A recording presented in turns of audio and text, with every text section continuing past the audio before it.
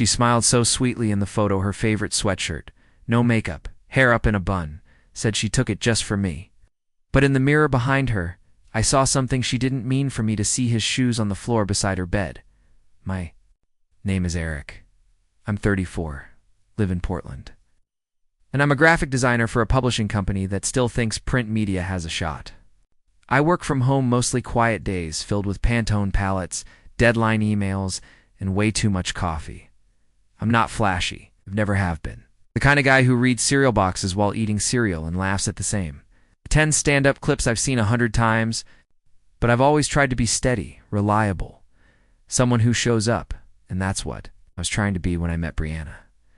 She was the opposite of me in every way: spontaneous, unpredictable, chaotic, in a charming way. I first saw her at a mutual friend's housewarming. She was telling this wild story about how she once snuck into a music festival without a ticket, using nothing but a security vest and misplaced confidence. I was hooked. We ended up on the balcony together, her legs draped over a plastic chair, sipping warm white wine from red Solo cups. I remember thinking her laugh was a little too loud for the space we were in. I also remember loving it. Things moved fast.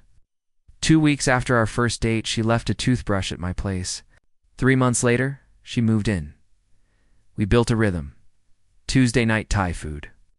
Sunday morning dog park visits with our mutt, Coda. She'd hum random songs while brushing her teeth. I'd wake up early to make her coffee just the way she liked. Milk. 1 sugar. No stirring, because the swirl's part of the experience. Our Spotify playlists blended into one long mixtape of indie pop and guilty pleasure country. We watched The Office reruns like they were holy scripture and cried at the same Pixar movies on the same beat. I thought I'd found my person, but time has a way of shaking the snow globe. Tiny flakes start to settle differently. The first crack was digital linocent at first. She started flipping her phone over whenever she got a notification. She said it was because she wanted to be more present, and I actually admired that. Until it became a pattern. The next was physical. We used to fall asleep tangled in each other. Now her back was always to me. She said it was the new mattress. Said she wasn't used to memory foam. I bought a cooling topper. Nothing changed. Then came the texting. She'd disappear into the bathroom for 10 minutes with her phone. Said she was watching skincare tutorials. The same ones every night, I guess. I told myself not to be paranoid. That insecurity ruins good things faster than betrayal. But there's a moment, that moment when your gut whispers what your brain is too scared to confirm. It happened on a random Tuesday. She sent me a photo while I was on a Zoom call. Said she missed me. It was casual, her in my old hoodie, sitting cross-legged on our bed, smiling, and behind her in the mirror over her dresser. 2 men's dress shoes, not mine, not anything I owned. I zoomed in. Black leather, worn at the edges. A crease in the toe like they'd been worn all day. I sat frozen. My coworkers discussing font sizes while my heart broke in silence. I didn't say anything that day. I stared at the picture until my eyes burned. I stared so long I memorized every detail: the way her left sleeve slipped off her shoulder, the sunlight through the half-open blinds, and those damn shoes, angled like someone had just stepped out of them and climbed into bed, in her face. Unbothered, sweet, like nothing was wrong. When I got off the Zoom call, I just sat there. My hands hovered over the keyboard, unsure if I should text her, call her, drive home. I ended up doing none of it. I just closed my laptop, poured a glass of water, and sat in the kitchen with Coda at my feet, looking at me like he sensed something had shifted. I waited. That night, I asked her how her day had been. She said it was boring, that she'd spent most of it doing laundry and catching up on her show. I asked if anyone came by. She barely looked up from her phone. Nope, just me and Netflix. Lie number 1. I didn't confront her. Yet, instead, I started paying attention, really paying attention. The shoes were just the beginning. Over the next week, I noticed little things. Second coffee cup in the sink when I'd been the only one home. Her wearing perfume to go to the store. Her car mileage jumping on days she swore she stayed in. I started checking timestamps. She'd say she was watching a show, but I'd look and see the TV had been off. Or she'd say she went to the grocery store, but we'd still be missing. The eggs she supposedly went out for. I wasn't snooping. I was surviving. Trying to stay one step ahead of the inevitable. The nights grew longer. She started staying out late, claiming she was catching up with old friends or just needed some alone time. But she'd come home freshly showered, phone tucked, deep in her purse, never in reach. I asked if everything was okay between us. She gave me that tired smile, the one you give when you've already decided how the story ends. "You're overthinking, Eric," she said. "Everything's fine. You just need to relax." Lie number 2.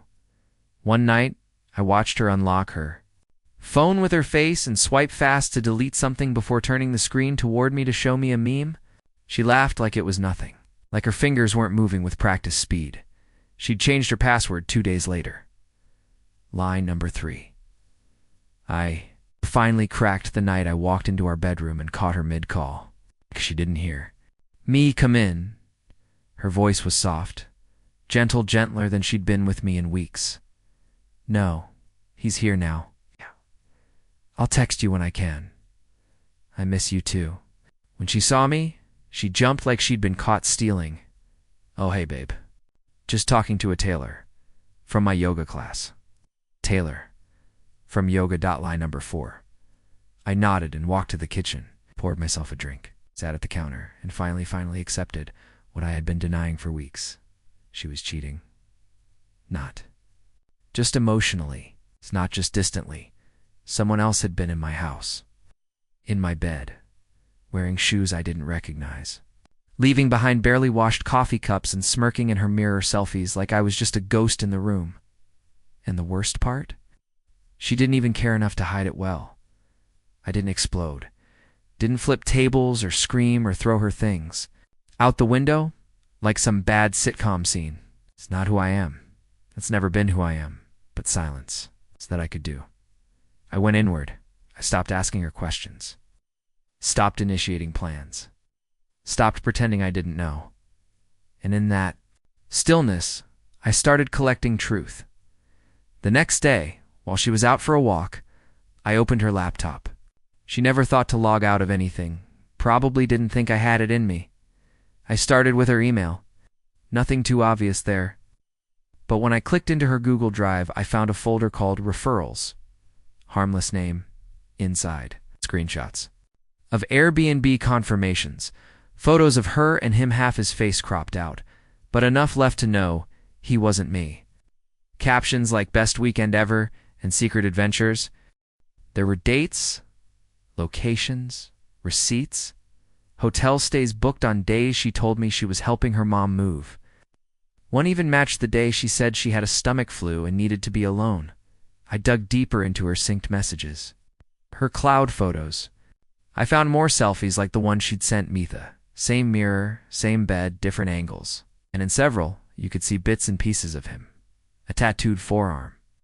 A shirt draped on the back of a chair. A wine bottle half drunk. Label facing the camera. She hadn't just cheated. She had built a life inside our life. Parallel. Overlapping. Intentionally. Hidden, but not hidden well enough. And suddenly, I knew what I had to do. Her birthday was coming up. She was planning a dinner. Invited friends. Even her sister, who was flying in from Seattle. I offered to handle the venue as a surprise. Booked a private room at a cozy little Italian place she loved. I told her I wanted to make the night special. She smiled and kissed my cheek, said, "You're the best." And I smiled back. But the day before her birthday, I printed everything. All the receipts, screenshots, cropped photos, timeline breakdown. I made a folder called "For Brianna, Happy Birthday." Reached out to her sister. I sent the folder, no commentary. "Just before you fly in, I think you deserve to know this," she replied 10 minutes later. "Thank you. I had no idea." On the night of the dinner, Brianna showed up dressed like a dream, gold earrings. Black dress, hair curled the way she knew I liked. She was glowing. I greeted her with a quiet kiss on the cheek and pulled out. Her chair at the center of the long table. I had already arranged for the waiter too. Hand her the envelope with dessert. She opened it, thinking it was a love letter. What she got was the full truth, organized, dated, irrefutable. She didn't even finish reading it before her face turned the color of wine. The room, full of chatter and laughter, went pin-drop silent. Her sister leaned over and said, loud enough for everyone too, "Here, you make me sick." Brianna's hands trembled. She looked at me like she didn't recognize me. Like I had betrayed her, I stood up, and for the first time since everything began, I looked her dead in the eye and said, "You took a picture for me, Brianna." But it was the mirror that told the truth. I walked out, left her there in that little, candlelit room, surrounded by the wreckage of her own making. I didn't hear from her for 2 days after the birthday dinner. Not a text. Not a call. Not even a block number. Guilt-ridden midnight message. The silence wasn't surprising. Cowards always retreat when the mask slips and they're finally forced to face the wreckage. On the 3rd day, she messaged me, just one line. "Can we please talk?" I didn't reply. I didn't need to. By then, I had already moved into a short-term rental on the other side of town, took Coda with me, grabbed my clothes, my books, my design equipment, and left everything else behind. Bed, the dishes, even the records we'd collected together. She could keep it all. I wasn't fighting over the shell of what we had. The first night in my new place, I slept like I hadn't in months. It wasn't peaceful exactly, but it was quiet. No pretending, no gut check moments. No side eyes at her phone, wondering if someone else was on the other end. Just me, Coda curled up at my feet, and a dull kind of relief that slowly started to replace the ache. That same week, her sister reached out to me again. "I just wanted to say thank you. I didn't want to believe it, but you were right to show me. She's been lying to all of us." We met for coffee, talked about how Brianna had always had a habit of blowing things up when they got to real jobs, friendships, even her relationship with their dad. Her sister said she'd warned her once. One day you're going to ruin something that doesn't come back. Apparently that day had come. In the weeks that followed, I heard the fallout trickle in through mutual friends. Her other guy ghosted her once the truth came out. Guess he didn't want to be part of the drama. Or maybe he never saw her as more than a secret.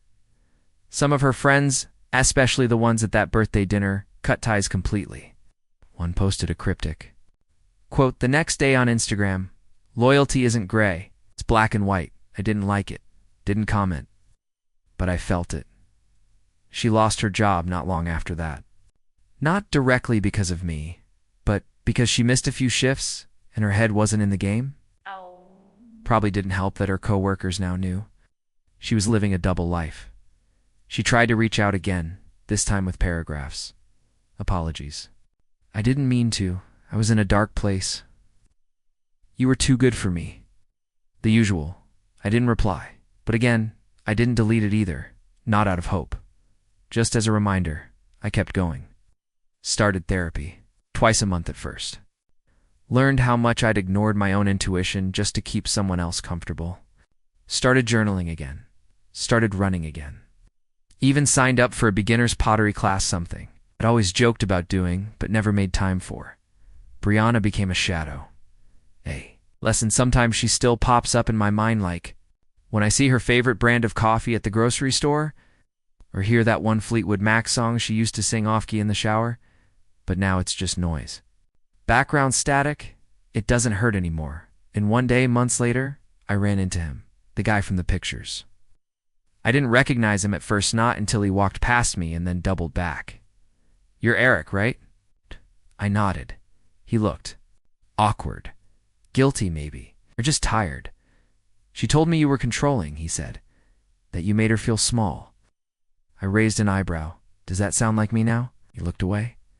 "No," he admitted, "it doesn't." Said I'm sorry, and walked away. That was the last piece I needed. Not because I cared what he thought, but because even the man she left crumbs for finally saw through the facade. She didn't just lose me, she lost the story. She told to cover up who she really was. It's strange how much of your identity can get wrapped around another person. Their routines become yours. Their moods dictate your day. You start to define your worth by how many times they say, "I love you." How often they reach for your hand in the dark, and when it ends especially the way mine did, it doesn't just feel like heartbreak. It feels like an amputation. But here's what I've learned. Healing doesn't mean pretending it didn't happen. It means remembering without bleeding. It means sitting with the discomfort until it stops screaming and starts whispering its lessons. I was never perfect. I over-communicated when I should have listened. I stayed too long. I gave too much. I mistook red flags for trauma that could be healed with enough patience. But loving someone shouldn't feel like solving a puzzle you didn't break. I've stopped checking her socials. Stopped wondering if she ever truly loved me or just loved the version of herself she saw reflected in my loyalty.